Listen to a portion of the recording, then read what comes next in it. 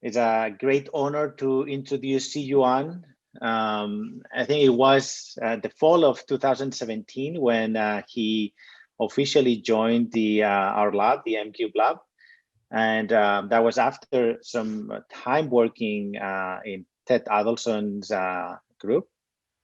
And it was sort of I would say like a unique opportunity for the MCube lab and an honor to be able to start working with him. That was a time where we came out of sort of finishing in the last year of the Amazon Robotics Challenge.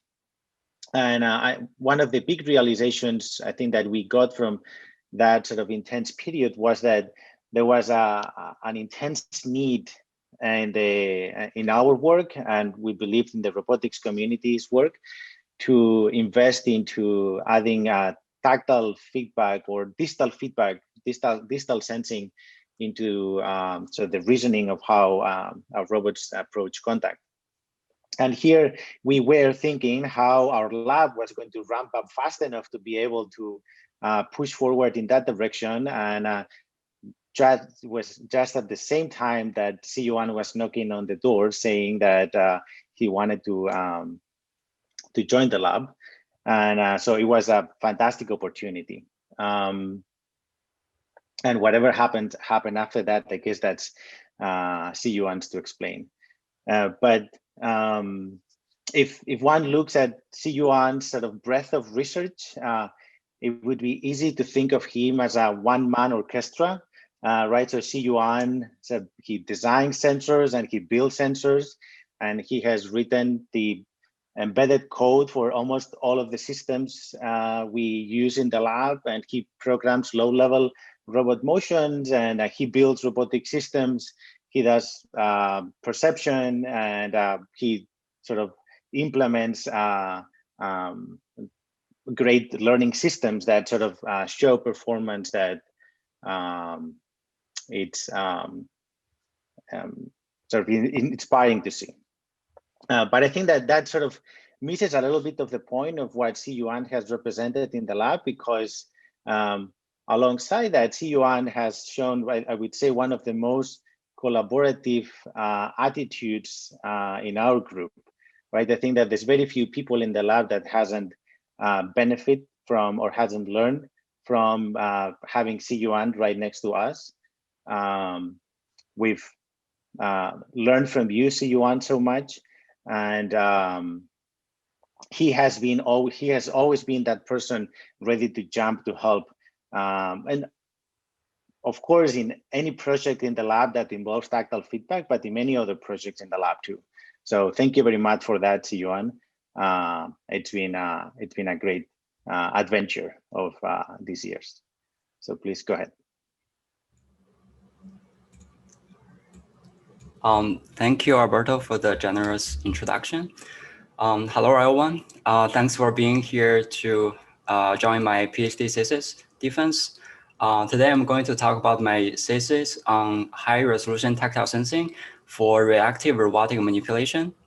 So, during my PhD study, so I'm interested in building like high-resolution tactile sensors and using this sensor to reason about contact to enable reactive behaviors for robotic manipulation. So for example, here, I'm showing a video of we are using tactile sensor to enable safe contact and using the contact information to guide the insertion problem. So, sorry. Okay, so tactile sensing is very important for humans' dexterous and reactive manipulation skills. So it highly involved in many of our daily manipulation tasks.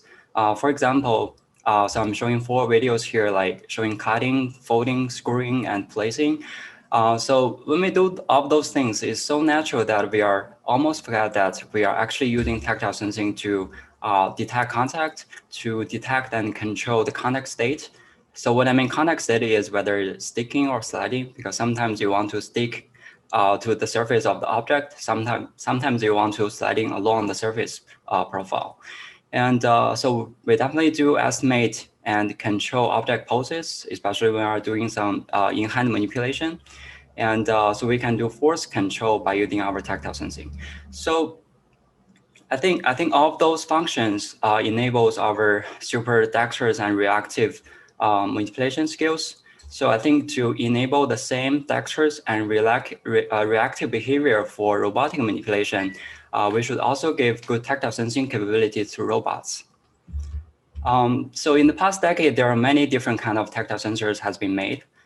So they are based on different techniques. For example, there's impedance-based. So when you contact with something, the impedance will change. And there's also like pressure-based. So one of the channel of this Baltec showed in the first picture, there is a like pressure sensor sensing the pressure change of the fluid inside of the finger.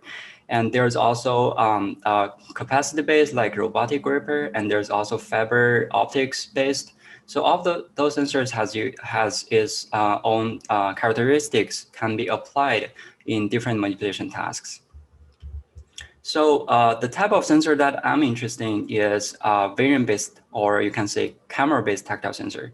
So variant-based tactile sensor, I define it is using uses the cameras to visualize the contact surface, which I show here a picture of the gel site, which originally developed by Professor Ted Adelson at MIT. So you can say this, when it contact with this chest piece, it captures a local high resolution image of the contact surface. And so this is one of the key advantage of the sensor, that when you're using 1 million pixels to realize a small part, so you will achieve this super high spatial resolution. So the data format of this type of sensor is image or image sequence. So they are highly synergistic with the popular survey models. And so this makes it easier to process the data, even though it's high dimensional compared to other type of sensors. Tactile sensors. So other good things about the sensor is it has soft contact surface, and so which gives some compliance during the contact. And cameras are low cost, so that means like this sensor can be mass produced.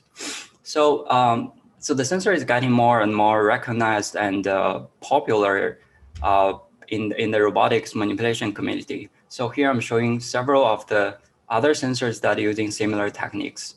For example, the early gel force and the Tactip, and the recent DJ sensor by Facebook, and soft bubble by TRI. So my research is focused on the development and also the application of this type of sensor to tackle real manipulation task. So I divided my thesis into 3 parts. So in the first part, I'm going to talk about tactile sensor design. I'm going to talk about 2 types of sensors. One is called gel size sensor, another one is GelSlim sensor. So so based on the hardware design, we also developed like some functions to process the raw image from the sensor to distill some useful contact information. For example, to detect incipient slip or to reconstruct the force distribution. So the final goal of this thesis is to, based on the hardware and the software, how do you feed this information into this control loop to tackle real manipulation task. Here we will show 2 kind of designs of the controllers by using the tactile sensor feedback. One is cable manipulation, another one is object insertion. So so let's start from the introduction of gel size sensor. So gel size is a variant-based tactile sensor. So it uses a piece of elastomer that has a reflective layer, so which is shown in the first image. So when you press an Oreo cookie on the sensor surface, so the surface will deform along the surface of the contact object. So when you're illuminating the surface with some RGB light, and then you can use this color shading information to reconstruct the depth map of the contact surface. So the Oreo cookie depth map is shown in this picture. So my first effort is to design a fingertip version of this sensor that can be used as a finger in the parallel jaw gripper. So the main difficulty here is to shrink the size to be compact and still retain the high resolution capability to capture the contact surface, which you can say my fingerprint here that when I touch the sensor. So also we should design the sensor to be uniform illumination and to have uniform illumination, and then you can reconstruct a good depth of the contact surface. So to give you a better sense of what signal you can take from the sensor, so I'm showing the real-time signal in the top right and the depth map in the bottom right. So so you may notice that you can actually capture very good local shape of the contact surface, so which will be very useful to identify the poses of the object during contact, which I will show a bit later. So you may notice there's also a distributed marker arrays on the sensor surface. So the markers is to have to get the force information. So when you apply forces, the markers will move along the force direction, and by tracking them, you can get the force information. So GelSlim sensor is good in terms of it captures really good 2D and 3D information of the contact surface. However, so because of the bulky tip part, so if you want to apply this sensor to something like a beam peaking or peaking from collateral environment, so it will be challenging because this tip part will block the way. So under this motivation, so we want to design another version of the sensor that has a slimmer form factor, and we want to make it robust for thousands of graphs for this usage, that we can enable some data-driven method and still retain this capability to capture high resolution of the contact surface. So the main challenge here, or I say the general challenge of designing a variant-based tactile sensor is relies on two parts. And the first one is to design how do you put the camera that can capture a good image of the sensor surface. And the second challenge is to how do you arrange the illumination system to have high contrast and also uniform illumination. So so let's take a look of the left part of the image. So this is the kind of schematic of the original GelSlim sensor. So so you can say that the camera is just above the sensor surface, which is here, and so this to keep a good image and also keep a relative large sensing field of view. And you should keep a distance between the camera and the gel surface, which is shown here. So this explains why this tip part of the sensor is bulky, because you have to put a camera here and also keep some distance between the camera and the gel part. So to make a kind of slimmer form factor, so we have to redesign a better way to arrange the imaging system. So the way that we are trying to solve it is adding a mirror here. So you can take here. So the gel is still in this color, and so you can see in this way, all of the light from this gel will be bouncing by the mirror and then to the camera. So in this way, so we don't need to put a camera here, and so we just need a mirror here to reflect the light all the way back to the top. Then we save a lot of space, especially in the tip part of the sensor.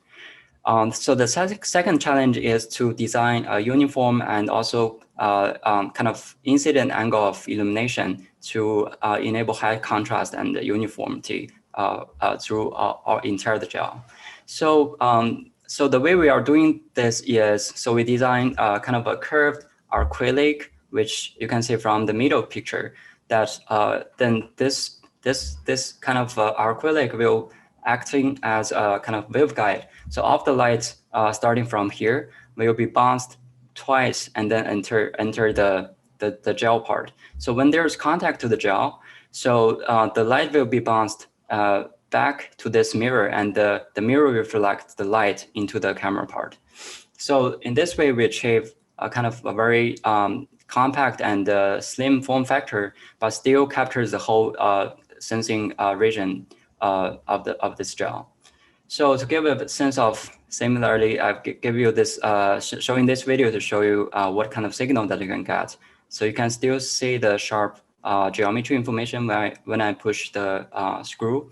And by tracking the markers, you can get the force information. We are still improving the design of this sensor. So here I'm showing how do we upgrade the sensor step by step. So all the way from the original gel size sensor, and then to the first version of GelSlim, and the second version, and the third version. So I'm going to show I will use the third version to tackle the object insertion problem. So even though, so sometimes we need some trade-offs for the design to fit for a particular application, but the general design goal is to make it more compact, more robust, and better to have some depth sensing capability. And for the fabrication aspect, it should be easier to assemble, to maintain, and finally to distribute that other people can use it easily. So hopefully you have a sense of like what kind of image that we can get from the sensor and what kind of information that are encoded inside of these images. So in the next part, I'm going to show how to design algorithms to distill useful contact information from those raw images. So we are particularly interested to detect incipient slip and to reconstruct force applied to the sensor surface. So I think those two capability of detecting slip and detecting forces is very important. It can be applied in many robotic manipulation tasks. So here I'm showing just a simple grasping task. So if there is no tactile sensing feedback, so the robot may lose the object easily without varying it. And then if you without force feedback, you may easily crush the object that you are grasping.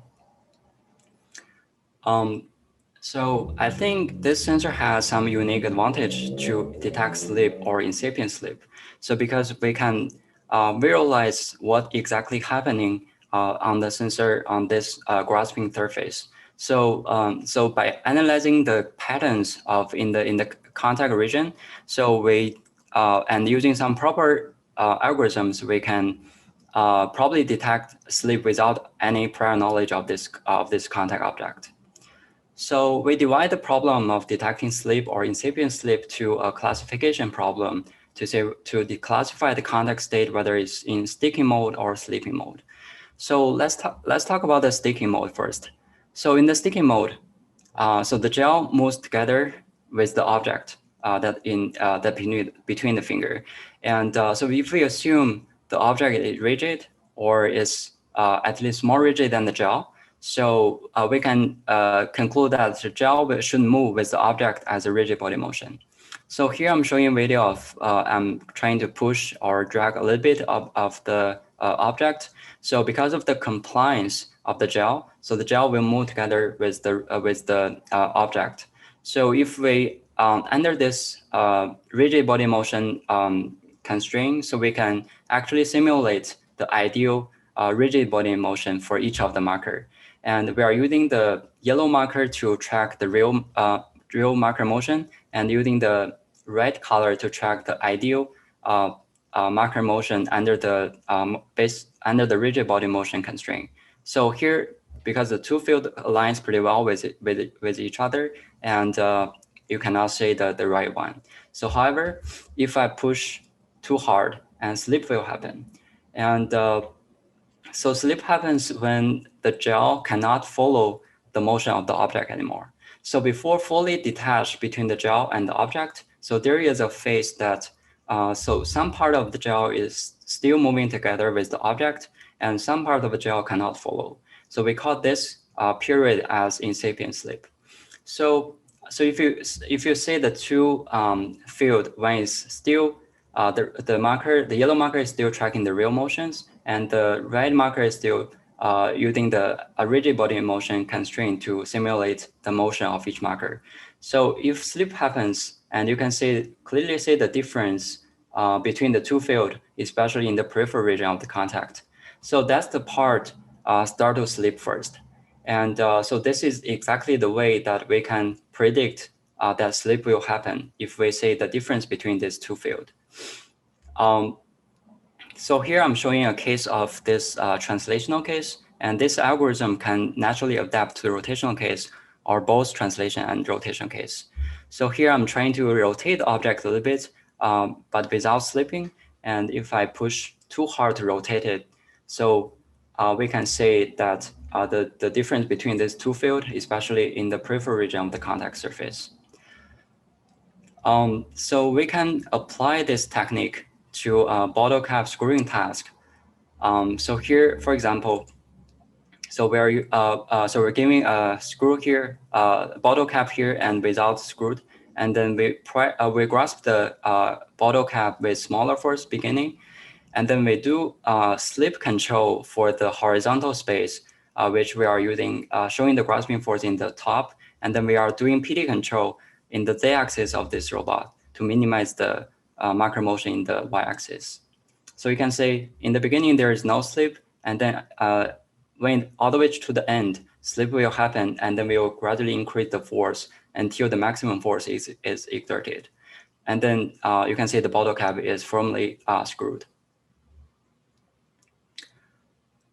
So another functionality of the sensor is to reconstruct the force field that apply to the sensor surface.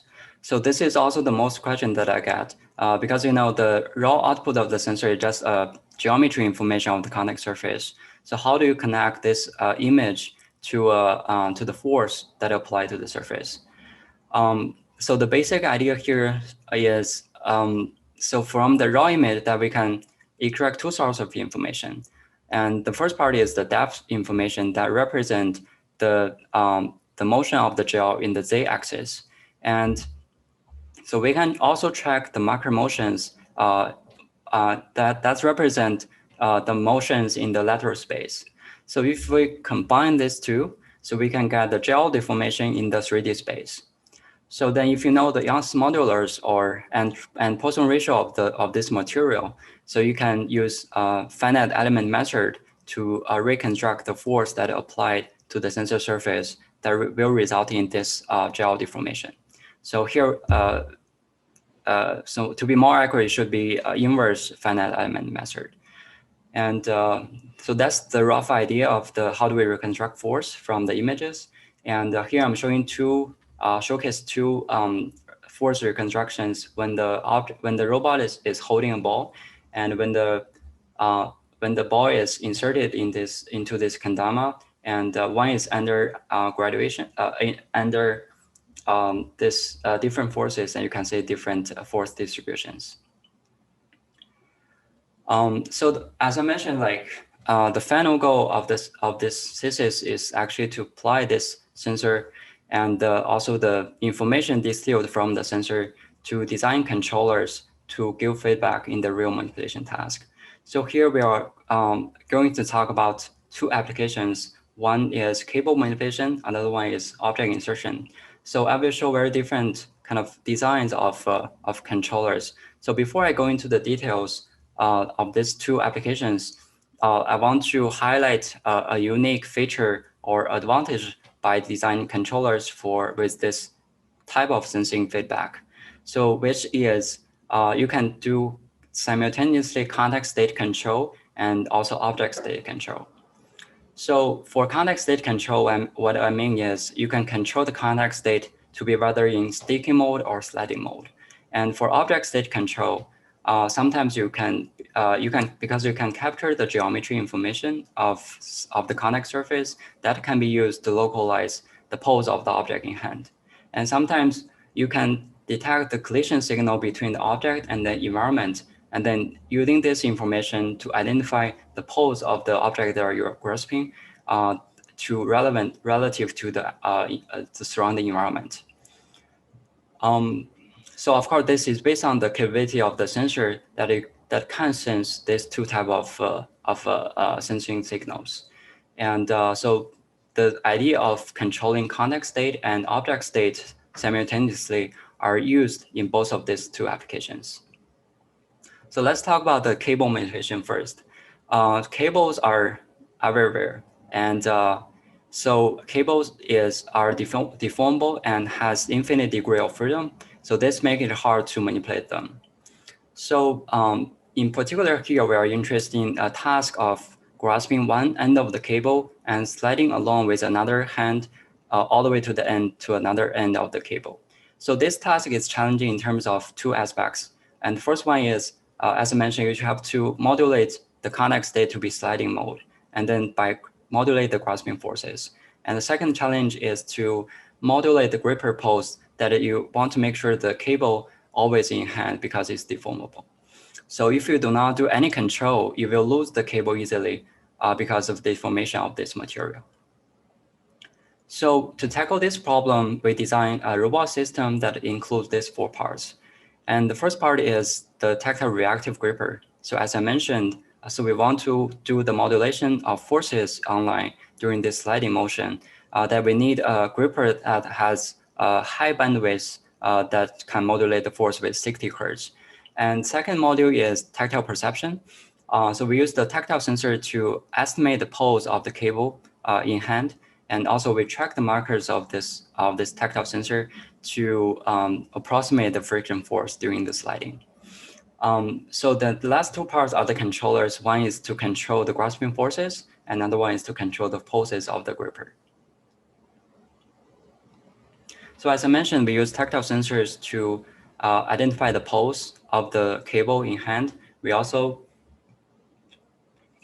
so we also track the markers to get the approximate forces. So during the sliding, if you're grasping too hard, so you will generate a lot of friction, like the bottom figure shows. And if you grasp with too small force, so the contact surface will be small. That will be very challenging for us to estimate the pose of this contact region. So in this way, we design a PD controller to keep the friction to be a target friction. And then the target friction is modulated by this leaky integrator to ensure a good signal quality. So what we mean good signal is we threshold the contact region, and then if the contact region is big enough, so we say this is a good signal, otherwise it's bad. So for cable pose control, we choose to use a model-based controller. So we can model this problem, the cable sliding problem, as a planar pulling problem. As this picture shows, I'm using the blue colors to represent the cable and the rectangle as the fixed gripper and the moving gripper. So this system is under-actuated. So for example, when the cable is forced in the one end of the gripper, then there's no way that you can directly push it to the center of the gripper. So the only way that you can do is to move this gripper to the corresponding direction. Then you form an angle between the fixed gripper and the moving gripper. Then you can pull the cable back to the center of the gripper. So under this intuition, so we collect some data by designing some sloppy PD controller by randomly sliding along the cable and use the data to fit a linear model.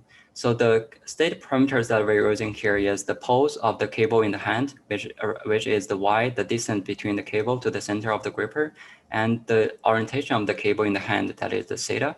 So we also give the alpha, that is the angle roughly formed by the fixed gripper and the moving gripper, to tell you which direction that you are pulling. So because the goal of this control is to regulate to this nominal trajectory to be all zeros in the state parameter and the control. Sorry, so the control parameter is just simply the moving direction of the robot. So which represent the nominal trajectory that close to zero represent that the cable is always in the middle of this gripper and always lying horizontally. And hopefully that and also the fixed gripper and the moving gripper are in the same y axis. So so we have a linear model and we have this nominal trajectory. So we can simply solve this LQR controller and get the optimal control. So this video shows the performance of this LQR controller. So we are showing the real-time control input and the robot trajectory here. So you can see after two regrasp, we can follow the cable all the way to the end. So one application of this sliding motion is to combine the sliding and the insertion together. And then you can implement something like this. So you can following along the cable all the way to the end, and then sensing the pose of this end part, and then you can adjust the pose of your gripper and then plug into a hole that is predefined. So it's worth noting that the insertion part here is open loop. So if we have some errors from the pose estimation of this plug part, so the insertion will probably fail. So this naturally kind of leads to another project that I'm going to talk about, is how to use this type of sensor to reason about the contact during this insertion process, and still can correct this pose uncertainties to have the insertion problem. So for the object insertion is a very classic contact-rich manipulation task. So it has a very close relation to the industrial assembly task. So there's many different method has been proposed. So I'm classify this method into 3 parts. So first kind of approach is passive compliance device, and it's the famous remote center compliance device. But the problem of this passive compliance is it needs a small chamfer of the hole to correct the pose of the plug. So the second class of the method is model-based method with force control. So this kind of method requires the 3D model of this object, and this makes it difficult to generalize with objects with different geometries. And so recently, there's more and more learning-based approaches that are based on the forces or the vision feedback. So I think there's some unique advantage by using the vision-based tactile sensor to tackle this problem. So the first advantage is the sensor has soft surface, and it has a high resolution image to capture what is happening in this surface. And so basically, that means we can capture the object motion during this collision process. So here I'm giving 2 examples here in two different contact configurations. So the blue object is held by the gripper and is trying to go down, and it will collide with the red object. So during this collision, the blue object will tend to rotate along the surface of this red object. So then you can, during this rotation, so you can say the gel surface will be also rotating with the object. That will result in the marker like rotations. For these 2, it's rotate differently in 2 different directions. So if you rotate 90 degrees and the grasp configuration is changed, but the object is still trying to rotate along the contact surface. But in this time, because of this particular grasp configuration, we cannot sense the rotation anymore. But you can still tell the difference between sensor 1 and sensor 2. They have different marker motion magnitudes. So we believe here that the tactile sensor can give us enough information to identify different contact configurations and to localize where the contact to have the insertion. And the second value of this type of sensor is, as I mentioned in the second part of the talk, so we can control the contact state by detecting incipient slip. And then, for example, when we contact with the environment, and then we can detect slip before a hard collision happens and we lose the grasp. So we tackle this problem with a simplified insertion environment first. And for example, we show this picture that we design a slot the goal is to insert the object inside of this slot. And so we want to use the collision signal that we got between the object and the environment with these 2 GelSlim sensors. And for generalization purpose, we do not use any prior knowledge of the object. So we can introduce some pose error in x-axis and also the rotation yaw angle. So as I mentioned, we want to build a map between the tactile images to the contact error. And then we design this supervised learning way to collect data for a data-driven method. So then we can propose some random errors in x as theta axis, and then we command the robot to randomly pick 4 of those objects and then trying to insert into the slot. And then we use slip detection to avoid hard collision. So then in this way, we can gather a lot of label data. So we can use a simple CN plus RN model to regress the contact error. So this will give us a contact error estimator. Then you can use a very simple P controller to kind of correct the contact error iteratively. So we demonstrate this method works and can be generalized to new objects. Here I'm showing a video of trying to insert this mustard bottle and there's some errors in the x-axis. And you can say after 2 trials, you can insert the object inside. So I'm showing the real-time signal in the top right here. So for this object, you can observe that. So when the object is contacting with the right wall, so you can clearly see the rotation of this object that can be captured by this type of sensor. And this is the signature that we can use to distinguish the contact configurations and estimate the contact errors. So we demonstrate in this this kind of experiment that the variant-based tactile sensor can estimate the contact configurations and have the insertion process. So to make it more realistic to be closer to the packing hole problem, so we designed a real hole environment. And in this time, we are trying to use a deep reinforcement learning problem to model this insertion problem as a sequential decision problem. So later I will show the advantage of this RL controller over the supervised learning plus P controller way. So this picture shows the framework of this RL controller. So the state of this RL framework is still the image sequence that you capture during this collision from these 2 sensors. And so the reward is the contact error in the adjacent states. So which means if you correct some of the error in any axis, you will get some positive reward. Otherwise, you'll get some negative reward. So when you insert the object, you will get a huge bonus.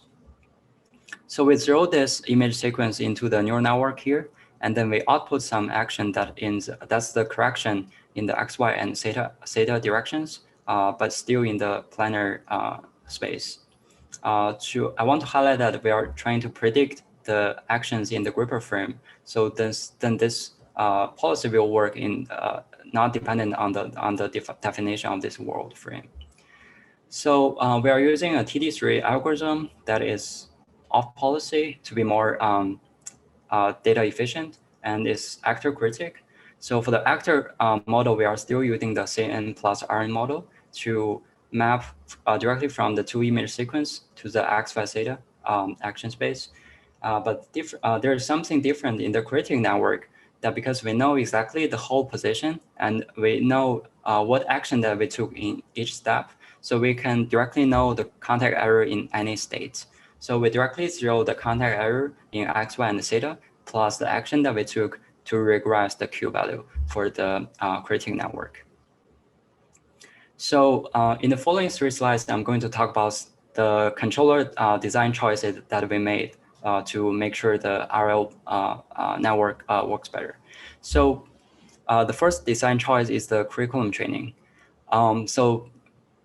We do curriculum training to accelerate the RL training in 2 ways. We designed the curriculum training over insertion objects. So in the beginning, we only use 1 object to train the policy. So after the policy is converged, so we start to gradually increase the number of objects. And in this way, until we got the 4 objects that works well. So still for generalization purpose, we use 4 different geometries. So we designed another curriculum over insertion environment. So we first try with this line environment, which the previous slides I'm showing the 4 different tactile signals in 4 different contact configurations that is generated by this environment. So this kind of very distinguishable signal will make the training a lot easier to train.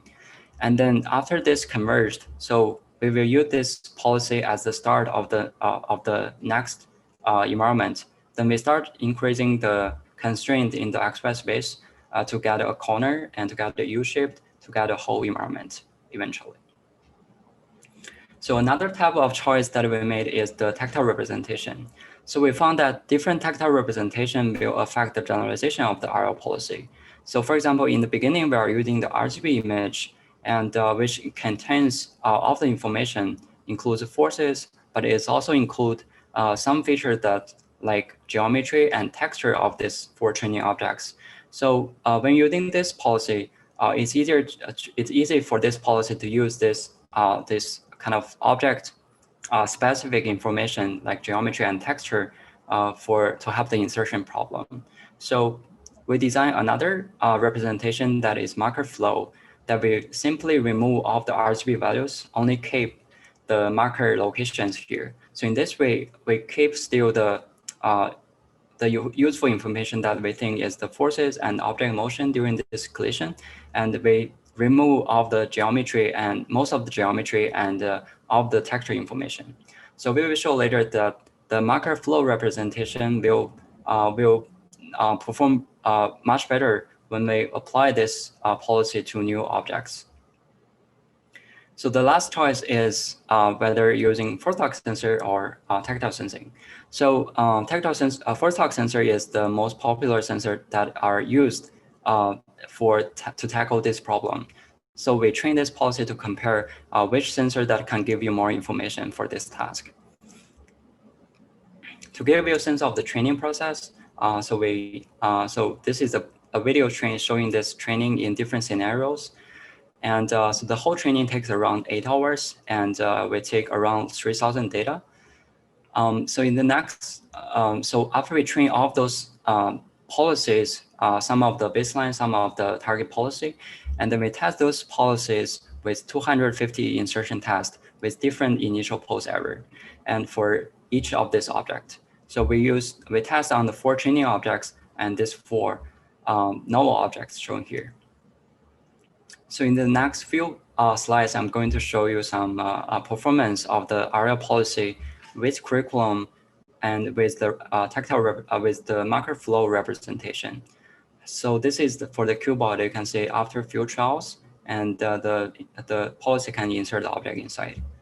And similar to other 3 training objects, so those 3 objects are easier because they are closer to symmetric, and it's not that sensitive to rotation error. So we show this policy can be directly applied to new objects. For example, here, so we are trying to insert this paper box that has similar geometry with a cuboid, but very different materials. So it does need a little bit more time to try, but eventually it can insert, and we achieve around 17% success rate during this experiment. So similar things happen for other 3 novel objects.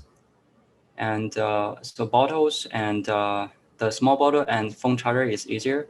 And the big bottle is a little bit challenging because it has a small chamfer that is very different to the 4 training objects. So at last, I want to show briefly about the quantitative results.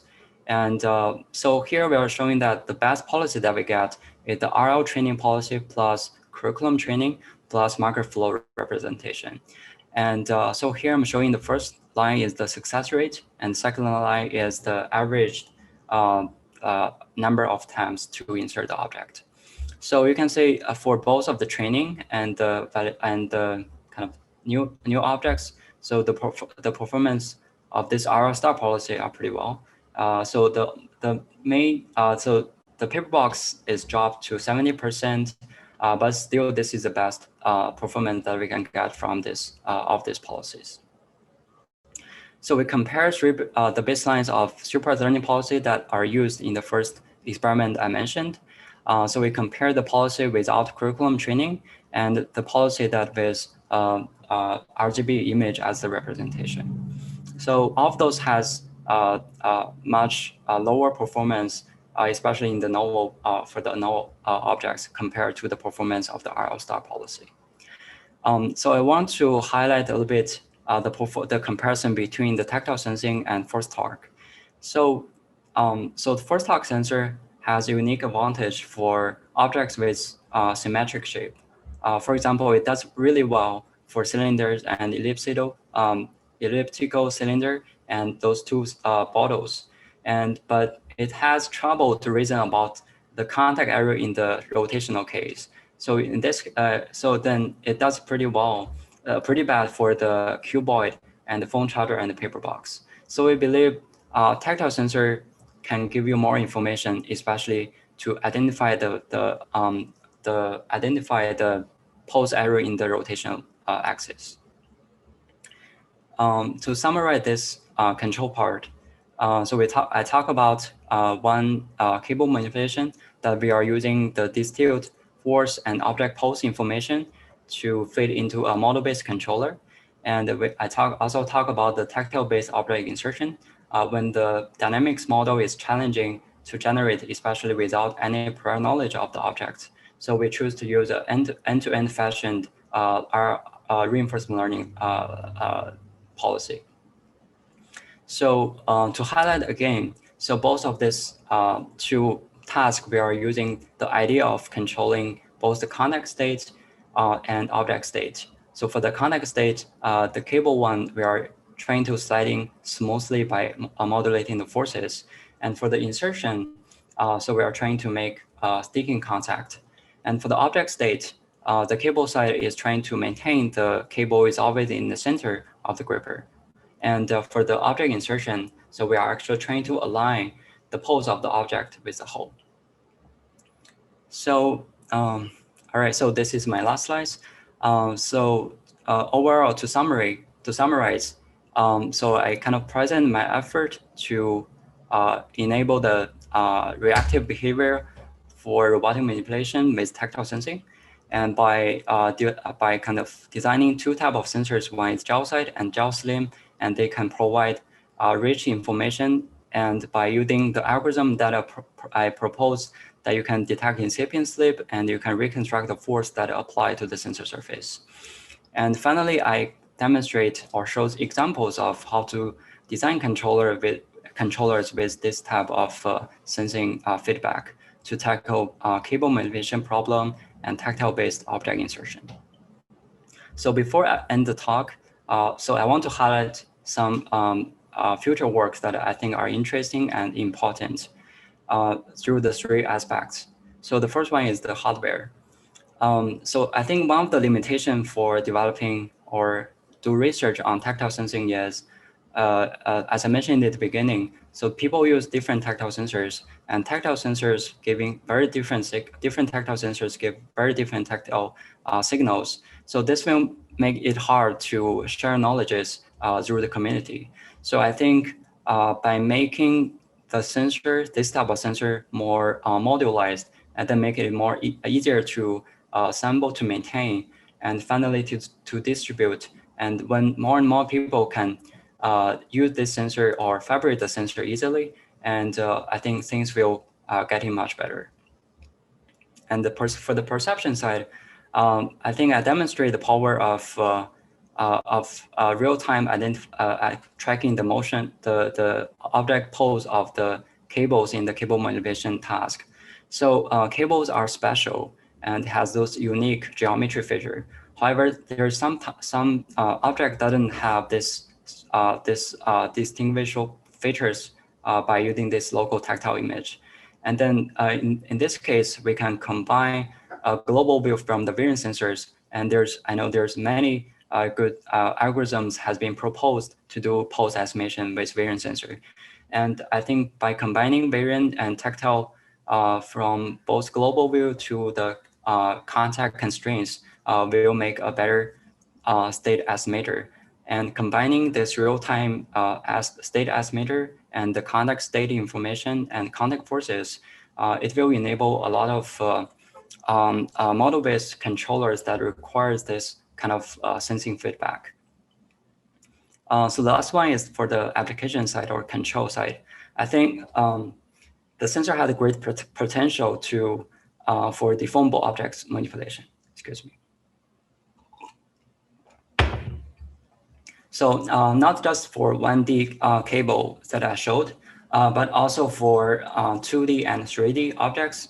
I think by using the kind of local features that we can observe from the tactile sensor, then by kind of tracking the profile of these cables and tracking the edges of the 2D material or 3D material, so we can kind of identify the edges or the key points of these deformable objects from a local view. And this can potentially bypass the difficulty of this complex globally modeling problem or global state estimation problem.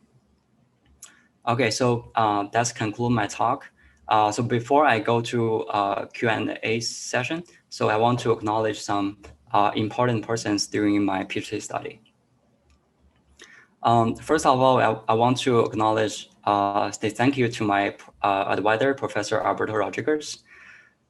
So thank you for providing me a comfortable, a safe, and an open space for me to grow. And so also thanks a lot for giving me guidance all the way from the high level ideas to all the details, experiment design and the data analysis. And I think I also learned a lot from you, from your humor, your kindness, your attitude towards life. I think all of those will benefit me a lot in the future of my life. And thank you. So next, I want to say thank you to my committee members, Professor Edward Adelson, Professor Thomas Lozano Paris, Professor Pocket Agrawal. And so as Alberto mentioned that, so I spent the first 2 years that working with Professor Adelson, and who is really the one that led me to the world of tactile sensing. And so thanks for giving me this opportunity to study this very interesting technique. So I thanks a lot for advising me in the first 2 years. So I want to thank Professor Thomas Lozano Paris and Pocket for giving me those good suggestions and comments to my thesis, and which really make me think a lot deeper about the manipulation problem and I'm studying. So I want to say thank you to all of the members of MIT MCube Lab. Thank you very much for providing the help in both my research and also my personal life. I think I enjoyed a lot through the 3 years that we study and working together. And I think we are just like a big family. And thank you very much. So I want to thank my collaborators that outside my lab. I want to thank Yu She and Shaoxun Wang from Professor Adelson's lab. And I want to thank Devish and Diego from Moral, especially in this pandemic scenario that we finished this object insertion at Moral.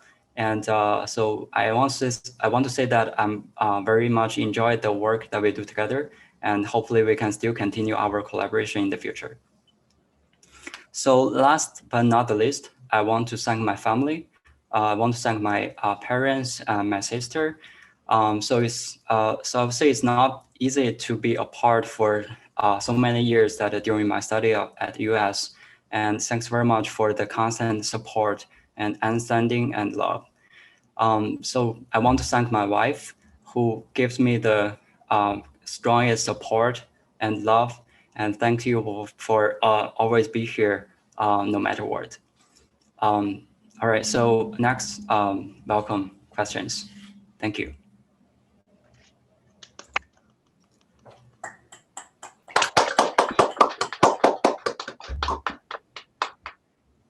Oh wow, that was emotional, Siyuan. Sorry, it took too long. Yeah, are there any questions?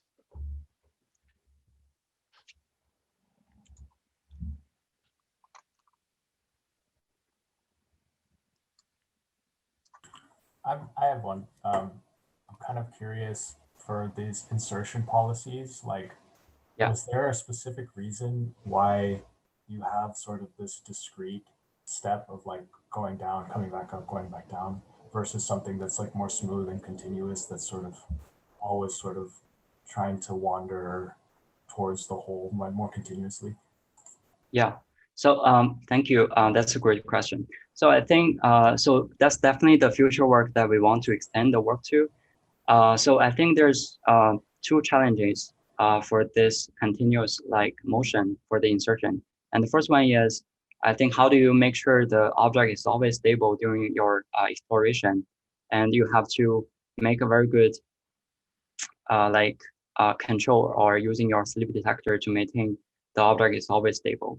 So especially when you're sliding, not in the direction of the constraint of the gripper, but in the another axis that it may be easier to tilt the object during this exploration. And the second one is I think the main source of information that for this insertion, at least I observed is this during collision, you can see this small rotations of this object. And it's not very clear for me that how do you generate this this kind of information by just sliding along the surface. And I think it's more like kind of a way to do random or just the spiral this search. I think this definitely expand the space that we can explore, but still those two concerns are kind of prevent me to to step this forward on this direction. That makes sense. Cool. Thanks. Thank you.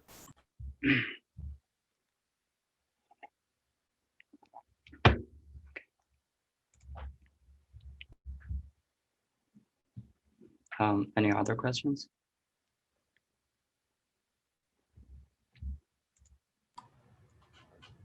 I have a question. So comparing, so gel side sensing uses some form of optical information, right?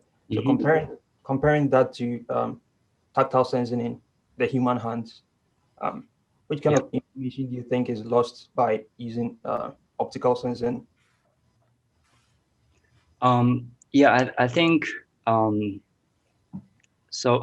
Thanks for the question. So I think compared to human sensing, I think human tactile sensing has different kind of modalities. Some of them are sensing vibration, some of sensing forces, and some of them are thermal or different things. I think GelSlim is uniquely just sensing this geometry and the force information, and definitely because of the limitation of this frequency, this bandwidth of this camera, and you cannot sense vibration or all those like signals that with very high kind of frequency that you cannot lose that capability to sense that. I think in terms the tactile sensors that are kind of closer to the idea of human sensing, I think biotech is designed to be closer to like kind of human style the tactile sensing that have pressure sensors to sense these vibrations, and there's electrodes to sense forces and those things. They are functioning with different frequencies, and it's very similar to the way that the human tactile sensing works. Thank you. Yeah, thank you. So Siyuan, what do you think is the biggest limitation of current touch sensors? Is it the fact that, I mean, so GelSlim they cannot deform, right? So you have to place them on flat surfaces. So if you have a hand, it becomes hard to place them unless you make them very small. Right. So do you think, I mean, making flexible sensors is probably the most exciting direction in making new touch sensors, or is it more about be improving the gel site as is for getting more different kinds of sensing? Well, thanks for the question. I think both ways are promising, and I do favor the idea of designing different grippers with different tactile sensings for this different task that we apply. And I think also like designing the sensor that is deformable. I think there's already work by Professor Adelson's group have this both have the tactile sensing, but the gripper is also deformable. I think both of them are very interesting and should be the direction that we should explore. But the limitation still is, I think for this type of sensor is, you cannot make it very, very small. And so because of the limitation of this, you need a space to form this image between the camera and the sensing field. And so that's, I think at some point you will reach this limitation, unless you're using some, and there are some breakthroughs from the imaging or camera side, or yeah, or there's very smart designs. And what was the duty cycle of your sensors? How long did they last in like the experiments you were doing? Yeah, so I think the sensor is getting more and more robust. I want to thank all the effort that people, especially from Professor Edelson's group, that they are making this gel more and more robust. And so I can tell you probably a rough number that when I do the insertion task, I'm using this sensor to I think at least gathered millions of data. So even though I'm only showing here, I'm using like 3,000 data, but I was using one pair of sensor to gather a lot of data, and so you can get a sense of how robust the sensor can be. Thank you. Yeah, thank you.